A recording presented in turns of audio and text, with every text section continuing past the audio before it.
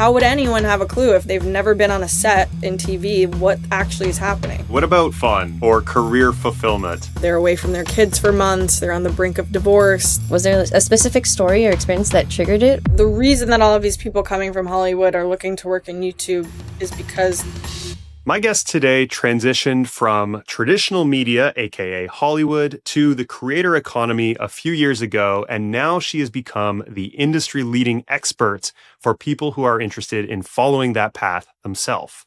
This is a very informative episode, so if you are someone who's worked in Hollywood or traditional media and you're thinking about getting involved in the creator economy and you want to set yourself up for success, this is a good episode for you. What are the harsh realities that people who work in Hollywood have to take in mind as they move over to the creator economy? Coming from traditional, if you're used to working for a production company that produces XYZ genre, you can easily transfer to go work for another production company and make things in that same documentary style. Or if you work on a Bravo reality show, you can go work on an MTV reality show. And it's very similar experiences. YouTube and YouTubers and creators are so vastly different, and the way that they operate, the team sizes, the processes, the kinds of content, the locations they're in. When I say, oh, working for YouTubers like this, like they're just, I can't say one thing and I can't even say 10 things. There's like, it's so unique across the board. So then it's like, if you work for one creator in this niche or this style, you know, challenge style content, if you then go work for a food creator with half as many subscribers, it might be like the most different experience possible. You know, one creator might have 50 employees and another, you're the first hire or the second hire, you know, so, and that's a whole different experience. And is the YouTuber themselves, are they a 40-year-old or are they 20? And that's such a vastly different experience. And so I think that's a huge thing that makes it difficult to really give the best advice across the board. You know, what I've tried to tell people is to just be aware of all these things that I'm talking about, and to kind of, if you're not so desperate, I just need a paycheck, like be a little bit more intentional about, I really like this creator, but they've never hired someone before. So do I want to be that first hire? Am I willing to step into that type of role and take on what that entails? Or do I really like having, you know, more of a structure? I have kids to support, so I'm going to go approach like Dude Perfect and work in more of that environment. So one of the harsh realities that you just mentioned was the age gap. What about salaries? Yeah, another challenge for people coming from traditional to work with YouTubers and creators is definitely pay and rates. Again, there's just no across the board standard for salaries. It's so dependent on so many things. You know, again, it's not even, oh, this person has 1 million subscribers, this other person has 1 million subscribers, then their rate must be the same. Like, no, absolutely not. They might have a totally different business structure, be bringing in totally different money, have a whole different structure of teams, brand deals look different. You know, it's niche dependent, how much money they can bring in, all of those things. Especially if you were at an executive level or a producer level, that you might have gotten used to a level of pay that just cannot be provided by a creator that is not at the level yet of having that budget. At the same time, you know, when I transitioned, I made more money making this transition. So that's possible as well. And yeah, so that's definitely something to keep in mind, especially for crew members, you know, sound engineers and grips and the people that were like in union positions. Camera operators is a huge one where, you know, a day rate might be $650 to $1,000 on a show.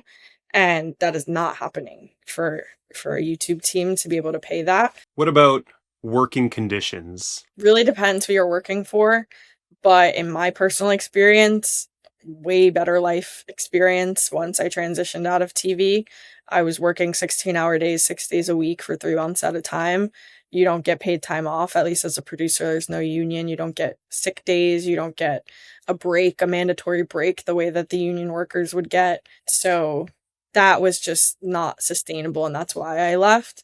I have observed that across the board, unless you're working for a Mr. Beast, where it basically is a reality TV show set at this point, it should more so be a manageable system where you might have long shoot days, like the one-offs or a couple of days of really long days.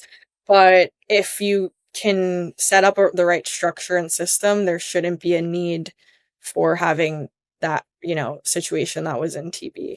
What are the good things that people who work in Hollywood can expect as they transition over to the creator economy?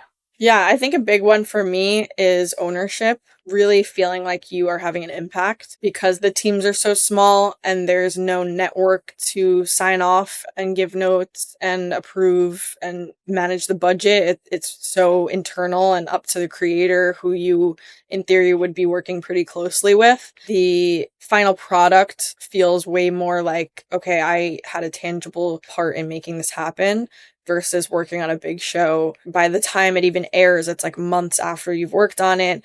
The whole editing team has had their hands on it and it's a different product than what you even filmed. It's like you're so not a part of that final product. What about opportunity, job availability in both markets, both Hollywood versus creator economy? The reason that all of these people coming from Hollywood are looking to work in YouTube is because that's where the opportunity is now. The reason that so many people in television are not working is because there's a lack of opportunity. So on a macro level, there's way more opportunity in YouTube. I think it's just a matter of, again, getting your foot in the door. How do you start to find those opportunities is the hard part. But like I said, I think every single creator I could think of right now that I've interacted with, teams that I know that work for creators, they are hiring in some capacity. So there is demand. It's just a matter of finding those opportunities. Okay, what about fun or career fulfillment? Yeah, I think the beauty of YouTube is there are so many niches that can be so specific. Like there's so many successful channels. Like I'm thinking about Law by Mike, where he's a lawyer and he just makes content about the law, but he's averaging, like, I just looked today, I think like 3 million a video on average. And that's such a specific niche that I don't think would ever be a TV show. Like, I don't know a network that would have said yes to that, but he just has his own, he made it his own. And if you have a passion for something specific, there's probably creators out there making content around it. So you can make that your life.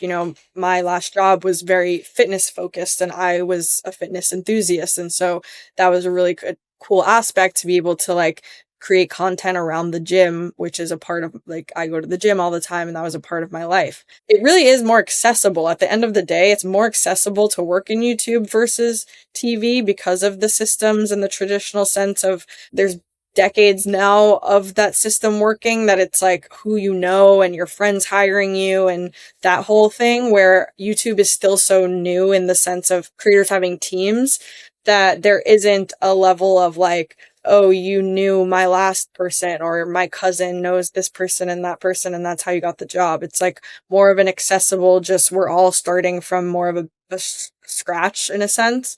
What about like living location, where you live?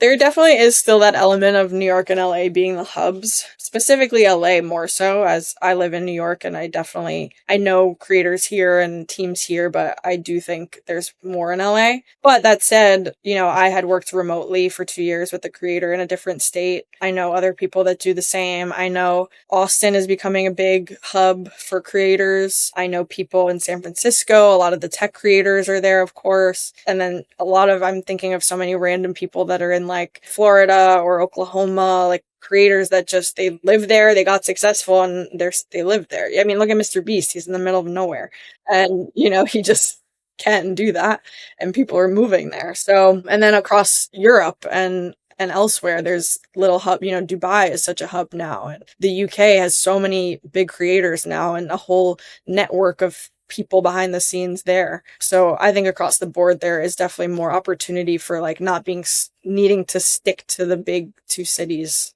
What are your friends in traditional Hollywood asking you about the creator economy? Yeah, I think there's just a base level of understanding that this is the new thing. It's the evolution of the medium.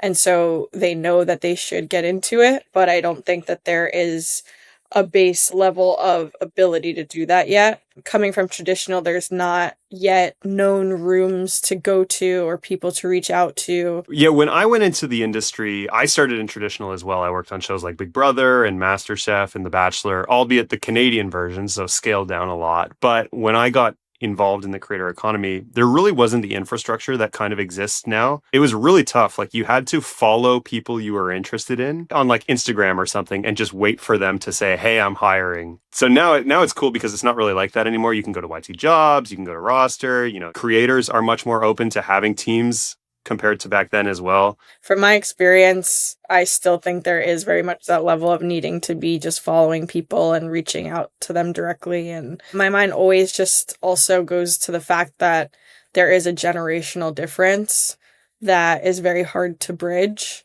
in terms of, so many of these creator teams are super young, early 20s, and so many of these people in traditional are 30s, 40s, 50s, 60s.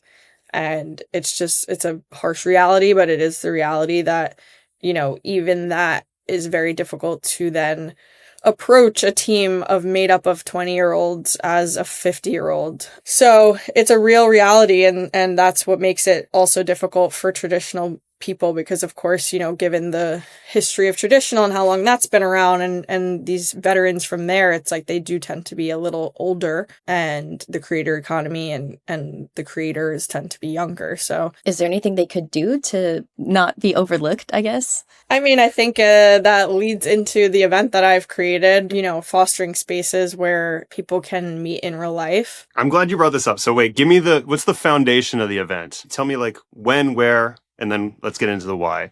Okay, so yeah, my event, it's called The Industry Shift. It's happening on March 20th in Brooklyn, New York. Still landing on a venue. I'm not concerned though. We're definitely going to have one. It's just a matter of a couple options where we're going to land. The basis of it is to bring together people from traditional television with people in the creator economy. Every single YouTuber and creator company is hiring. Across the board, maybe not the same roles, but they're hiring in some capacity. And tons of people in traditional are desperate for work right now. Levels of desperation differ, but a lot of people need work and are aware of the fact that YouTube is this next wave and they want to get in the door, but they don't know how. And so, yeah, I just want to create this environment where in real life people can connect from both sides and have conversations and start to learn, how do the people from traditional position themselves to actually be considered? And how do the people from the YouTube side, how can they reframe maybe their mindset of it's not so risky or scary to hire someone from traditional, understanding on their end what traditional roles do and like how they can apply them to their companies, businesses, channels. And yeah, so bringing those sides together to create those conversations. I mean, there's a lot of good to come from people who have worked in traditional because in the creator economy, the majority of us have learned on the fly, like learned as we go. And there's much more infrastructure in traditional media. Even just like a conversation I had earlier today with a client about lighting position. In traditional media, like this is very, very common. You either go to film school. In the creator economy, nobody has a gaffer. Nobody has maybe Mr. Beast, Yeah. Yeah, I learned that very fast. Getting into this side of the industry of the terms that I knew are unnecessary now. And there's different versions of those terms that now, the way that like lingo on the Northeast is going to be different than lingo in California. It's literally the same thing of we're referring to the same person, but maybe calling them a different thing, or we're referring to the same process, but calling it something else. Maybe people won't find a job that day at my event, but the goal is to start to have more understanding, start to, again, bridge that mental gap that I think is there of a lot of YouTubers and their teams being apprehensive because they think, they're going to be too stuck in their ways or they're not going to work as fast or whatever it may be. But at the end of the day, if you work in traditional and you're really good at it, you're going to be able to transfer it. Maybe they've had a bad experience with one bad egg because they couldn't transfer it, but that doesn't then equate that the whole industry can't then work. And it might take some time to, train that person to the YouTube of it all and get them, understanding that. But, not to toot my own horn, but like I did the work and I did it well. And so I was able to transfer it and I took it upon myself to teach myself on the job how to transfer my skills, and then the landscape of YouTube and what packaging is. And, I did that work behind the scenes to be better at the job when I transferred over. So, you just have to find people that are good at their jobs and they'll be able to do it. What's actually happening in the room? Or is it just networking? Is it panels? The goal is to mix and mingle a bit, and then, have people get either on a stage or just in front of the crowd in some capacity with a mic. And a few other people like myself who have made that transition from working in traditional, now work on YouTube teams, speak to their, a quick little brief on their transition and how they made the transition, maybe some insight as to what they see the differences are. And then we're going to have a keynote, longer kind of speech or, talk from Josh Mattingly, who is a recruiter and consultant in the space, so that he can really speak tangibly to what these creator teams are looking for and how people on the traditional side can position themselves. For both a creator and a traditional media person, what is the value of them attending? So for the traditional person, the value is going to be, one, meet real people that are doing it. A lot of people just literally have never met someone who's working in YouTube. Two, it's to understand, again, how to position themselves. What is the wording of how you're speaking to these creators of what you've done before? Stop using the lingo that's not transferable, but explain it in a way that makes sense. Listening to people that I've said have actually done it before and learn from their experiences and understand how they position themselves, or maybe what their journey was, that this was the first step they took to make it possible. And hearing from someone like Josh who can speak to the hiring process on the creator side. And then for the creators, the YouTubers, the people tangential that are coming from, we have people coming from different brand partnership companies or management companies. It would be for them to meet talent that they're looking to hire who have skills that can transfer. I also think there's an element that could be imparted onto the creator side, where I see so many creators who don't have systems and processes and could really benefit from it, and they don't realize that there are people like myself that can do that. And again, maybe they're coming from traditional, so they don't technically have the title of channel manager, but they've managed a TV show of $100 million budget. I'm pretty sure they can handle doing what they need to do.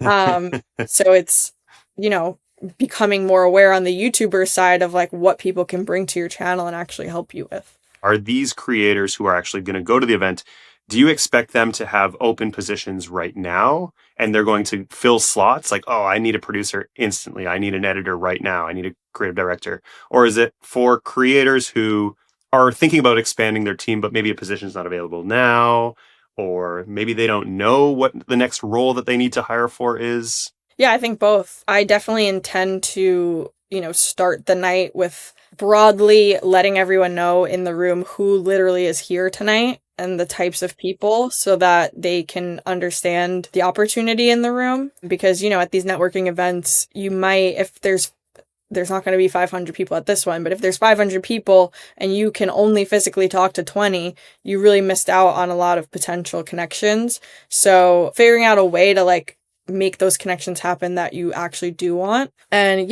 so if it's someone that right now needs an editor, hopefully there's someone in the room. I can't guarantee who's going to be there, but hopefully there's someone in the room that can be hired right now. And if not, there will be people who are editors there. Can they be hired tomorrow for a creator? Maybe not. But if that creator is at the level of they're growing themselves, they're not at 10 million subscribers, so they have the ability and time to kind of take someone in, and they have a base level of editing skills. Let's work together to bring those to my channel, to my Instagram, whatever, and work together in that way. That's possible. Again, a lot of these creators don't even know what is possible as far as building a team. And so I've seen in my personal experience, I meet a creator and I tell them what I do, and then they're like, oh, I actually could use that help. So maybe let's stay in touch and maybe work together, once they can wrap their mind around what are the things I do need help with. And that's generally what networking is for. It's maybe not tonight I'm signing a contract, but now I'm in your mind, what I can bring to you. Let's exchange information and we'll stay in touch. So what was the moment that made you say, like, I have to create this event? Was there a specific story or experience that triggered it, or is it something that built up over time? So the real impetus was about a year ago now. I was connected to someone in traditional who wanted to start a call for women who worked in reality television and were interested in transitioning over to YouTube. Long story short, I became the speaker on this call to share my experience and foundational knowledge. And there were 55 women on that call, and that call was recorded and shared, and I put it on my LinkedIn. And so more and more people started to reach out to me from that. And honestly, it got to a point where it was too many people were asking me for one-on-ones, and I couldn't take my time to do that. Literally today, I got a message from someone saying she saw the call and wants to talk. And so, yeah, at this point, it's over 200 people from traditional that have reached out in all different capacities, different roles, that want to know how to get into YouTube. So yeah, I just saw a need, and 200 people. I'm in a Facebook group of 25,000 women that work in reality television. So they're out there. That's just women, just reality. And so there's the need, there's the want, and I just figured let's put something together. Do you have a website or somewhere people can go to learn more or buy tickets? Yeah, it's a Luma link. It's on my LinkedIn. Just type in the industry shift. It should come up. What would be the first thing you tell a person that comes up to you on a call and asks how they can move into YouTube? Yeah, so if someone wants to get into YouTube and just really doesn't know where to start, be open to freelance. You probably are if you work in reality TV or any TV. That's the nature of it. You're hopping around, so be open to that, where, maybe a creator is just hiring for very temporary work, or they don't. Again, the way I started is we don't even know what a producer could bring to us. Let's just work on an hourly basis to start and go from there. So being open to that, freelance / short-term contract work. Another one that I think could be interesting to the more established people that have families to support and things where they can't just take on the risk of working with a very young team, new and up and coming, is to maybe consider working in the tangential companies to the creator economy, where it's there's accounting companies coming up now, or creator management companies, or brand partnership companies, or the tech companies that are supporting the creator economy. Obviously, I'm biased, but it's producers really are so malleable and really can fit into different roles. And the nature of the job, especially in reality television, is you are just constantly on, and things are being changed and things are being thrown at you, and you're just rolling with the punches. And that mentality and way of working is so transferable.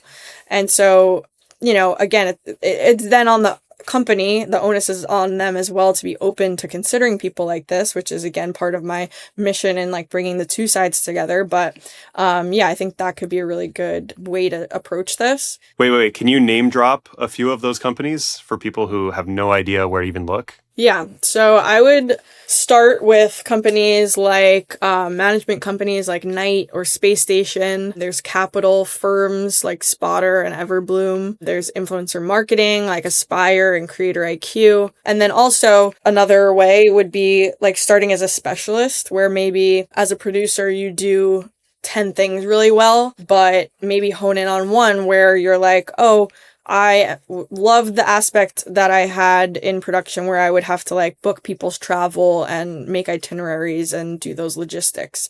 Well, a lot of YouTubers are traveling the world for their content. Maybe start to approach people and be I am an expert at travel logistics and finding fixers in these companies who can help you while you travel and things like that, and start as that specialist role. And then once you get the reps in of working with creators, you can go to another creator and say, I have this experience, but I want to work more within broadly producing or whatever it may be, writing or, but yeah, I think that's a good way to get the foot in the door and start to get experience. What do you think is a mistake you see traditional people make when they're approaching creators or trying to make the transition?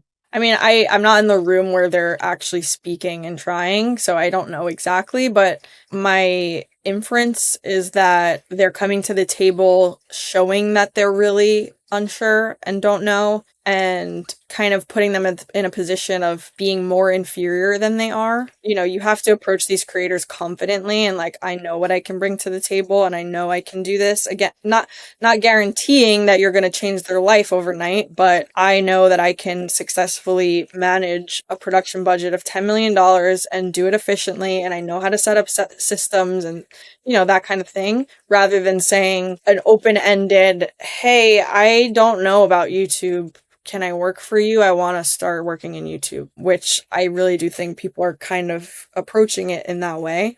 So it's doing the research on your end of understanding where these creators are, there's so many interviews out there now. There's so many of them on LinkedIn. There's so many people talking about how YouTube works and the needs. Do a little of that research and now think about how do you take what you've done and position it for what they need and approach them in a confident way rather than putting it on them to figure out how do you help them. I agree with that. I think there's also a need to demonstrate value to these creators as you come over from traditional. Like when I was working in traditional, I kind of remembered getting my next gig was usually revolving around like who I knew and what was available. They would come to me and they'd say, hey, we need somebody like you on this show. Can you go over there next? And I'd be like, okay, it fits my schedule. Sure. But I think in YouTube, there are so many people who are eager to work for every single position, for every single creator, that it's very, very saturated. And I think the people who ultimately do get hired are the ones who demonstrate value. Does that resonate at all? Like, would you say someone who works in traditional needs to kind of do a little bit of extra work in their application to stand out? Yes, I'm stumped just because it's the classic case of you need experience first to get the experience, and I don't believe that. So maybe it's packaging yourself. How do you literally explain to them, I worked on Project Runway, I did XYZ for them. This transfers to you because you are doing XYZ and this could help you, and maybe frame it. You just did 20 years of work in reality. Why are you now needing to do more work to prove that you can do it? It's, again, the reframing, I think, and literally explaining, again, these creators who don't come from traditional don't have a clue. How would anyone have a clue if they've never been on a set in TV, what actually is happening? So just be willing to explain it in a way and walk them through your experience. And again, then offer that value in a way that you can bring it to them. Don't leave it then of like, this is everything I did, so what can I do for you? No, this is everything I did. This is how I can bring that and do this for you. And just present it that way as, again, like not allowing for them to be confused and unsure and, oh, let me think about this, I'll get back to you later. They're not going to, because you just put work on them when they're already busy, and so lead with what you can actually do for them. It sounds like if you're a creator, there's a huge opportunity to pick up these confused people right now and bring them onto your team. What's like a traditional role that most creators are sleeping on or underusing? It's funny because producer is such a vast term. Really, it's technically like a showrunner. From what I've been picking up from people's needs is like someone to really come in and have creative direction, ability, strategy, understanding of positioning yourself within YouTube and the niche that you're in, and then also execution of how do we make these now ideas and strategies happen. It's funny because in television, to get a showrunner title is years of work and years of experience and connections. And so I'm kind of hesitant to say, oh, go try to be a showrunner. But that's what I was doing for the creator I worked for and what I'm doing now for more creators. And so these creators and channels are like a startup in the sense of them building their business, building their brand. And in the startup world, you are more likely to get a higher position, have more responsibility because there's so few people and you're all kind of in that like grind mentality and starting something. And that's really what you're doing with creators, again, unless they have a big team already. But if across the board, there's more creators that don't have anyone working for them yet than creators that do. So if you're really someone that wants to like get their feet wet and learn and grow a channel with someone, approaching it as a showrunner, if you're a producer, is a really great opportunity. And then, a great resume builder that if you just built this channel with someone, other creators will want to see that. And then otherwise, editors across the board, every single person needs an editor, a good one. And so it's funny to me because like a lot of people might look at it as oh, it's going to take me so long to learn how to edit for YouTube or learn how to transfer my skills. But you keep saying that, a year went by and you still didn't do it. And now you could have been a year into knowing how to do it. Or on the creator side, I've heard so many people say, oh, I don't want to take 4 months to train someone up, take the time to teach them. I don't have time for that. Well, 4 months from now, you're going to not have an editor still. And you're in the same boat. So if you took that 4 months and did give a little bit of time to this person, they could now be an expert at your content. So that's how I see it. And editing is across the board the biggest need. And there's so many TV editors that could make that transition. It's funny that you mentioned showrunner because when I was in traditional, I was looking up the corporate ladder because I really had ambitions of being a showrunner myself. And I was looking, I was like, my goodness, there's so many rungs to this corporate ladder, and I need to make sure other people leave before that position even opens for me. Like I'm looking 20 years down the road before I finally reach my goal. What if the show ends, the show gets canceled that you're planning to be the showrunner on? Yeah, exactly. I mean, by that point, it almost certainly will, unless it's like Survivor or something crazy like that. But when I looked at YouTube, and this was a few years back, I was looking at that and I was saying, oh, wow, the opportunity to become in a really, really strong leadership position, that might only take 2 or 3 years. And so I made the jump because there was much more opportunity for me back then. And even that stays true today. I was like a producer, a challenge producer for Big Brother. That was like my big role when I worked in traditional media. And what was needed were video editors, which I had a little bit of experience with. And I had good taste, I like to think. Mm-hmm. But I just started applying and I took an editor position with the goal of ultimately becoming a showrunner. And I think it took 2.5 years between being an editor and then being like a creative director, which is very, very similar role, similar responsibilities for Mark Manson, who is a best-selling author and now a YouTuber with almost 3 million subscribers. The runway was so much shorter. Mm-hmm. Yeah, the opportunity is there. That's one thing. There's no lack of opportunity.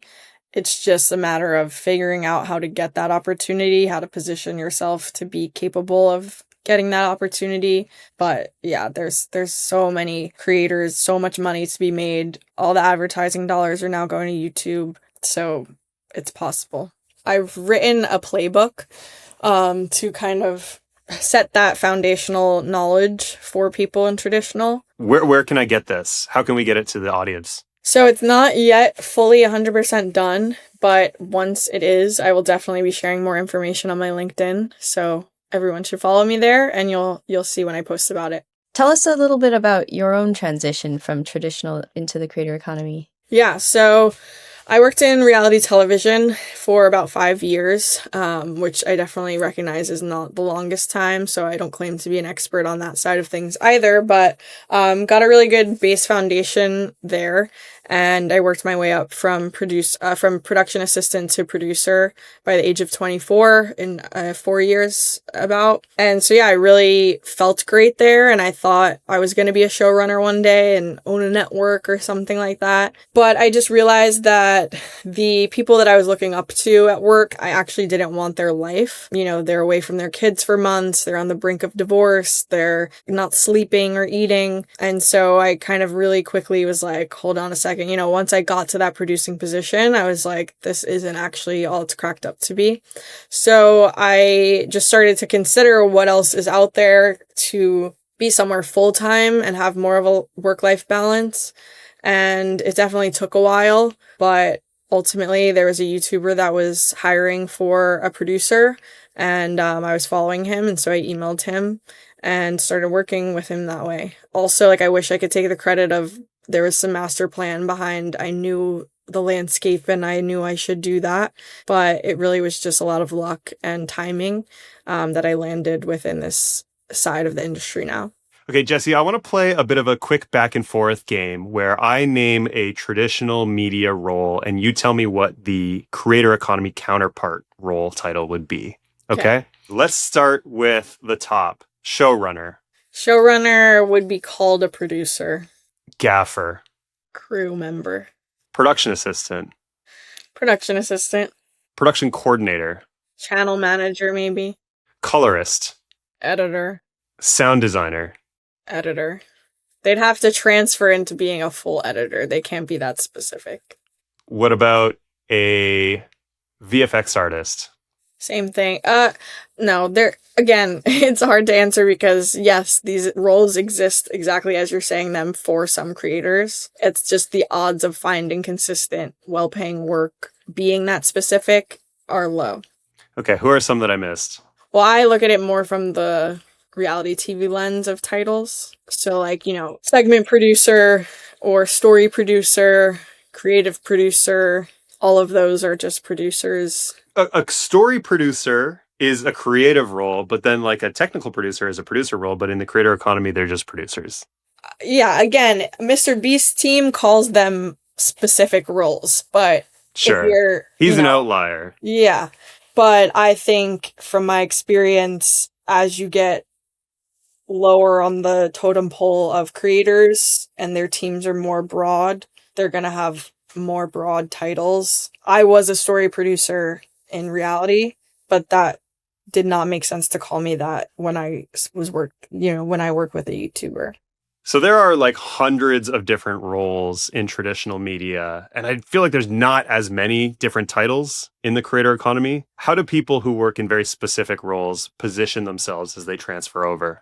If you approach creators with a more broad labeling of what you do, I think that that's the best way to go about it for them to understand. They don't need to have that understanding of what specifically a challenge producer does or a story producer does, or even a script writer, keeping it more broad to just, I am a producer, I'm a writer, I'm not a VFX artist, I'm an editor. To at least start the conversation there, you can then explain that you have certain specialties within that. But if you can keep yourself as broad as possible to begin with, I believe that's the best approach. Got it. Okay, Jesse, who is a creator on your radar right now that is worthy of a shout out? Who comes to mind is a creator named Meredith Mansfield. She creates adventure kind of content where she'll go up to strangers and ask for an experience unique to each episode. So, highly recommend you check her out. I love that she's a female in that kind of space. Shout out to her. Thank you, as always, for watching or listening to this episode. Please consider subscribing or giving us a review. It's really, really critical during these early days of the podcast because our entire sustainability is built on growing an audience big enough to pay for this stuff, and we're not there yet. So please go ahead and do that. If you want to check out another episode, please visit the channel either on YouTube or on Spotify or Apple Podcasts or however you listen to your podcast. One episode that I would like to recommend is the one from last week with Hunter Peterson. He was the head of production for Beast Philanthropy when they first got started. Okay, we'll see you in the next one. Take care.